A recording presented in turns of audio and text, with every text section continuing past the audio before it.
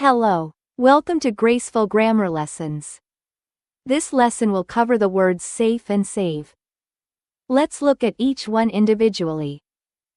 Safe. An adjective and noun.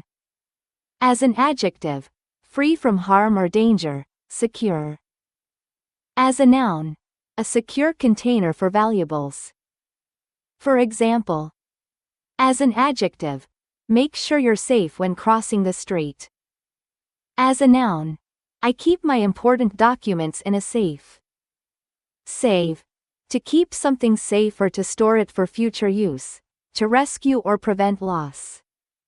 For example, I need to save my work before the computer crashes.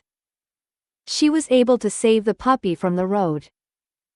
To summarize, safe describes a state of being or security.